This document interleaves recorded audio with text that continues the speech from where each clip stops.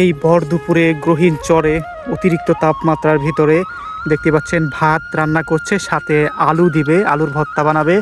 আর এই আলুর ভর্তা এবং ভাত দিয়েই তারা দুপুরের খাবার খাবে। ভাই এখন কি এটি আলু ভাতে দিবেন? হ্যাঁ। দেওয়ার পর আলুর ভর্তা আর ভাত খাবেন না? হুম। সাথে কি গরুর দুধ আছে? না নাই। না, প্রায় 3 মণ দুধ সংগ্রহ করেন প্রতিদিন, তারপরও দুধ ছাড়াই ভাত খাবেন, এটা কিভাবে সম্ভব বলেন? দুধ লড়তে যাও। দুধ রাত্রে রাত্রে এই গ্রহীণ চরে মানে দেখতে পাচ্ছেন যে এখানে কত সুন্দর ছাউনি আর আবহাওয়া, এত সুন্দর বাতাস হয়, আর এখানে বসেই তারা রাত্রে গরম ভাত আর দুধ খাবে না? হ্যাঁ। দেখুন যে কিভাবে রান্না হচ্ছে ভাত। এখন ভাতে আলু দিবে।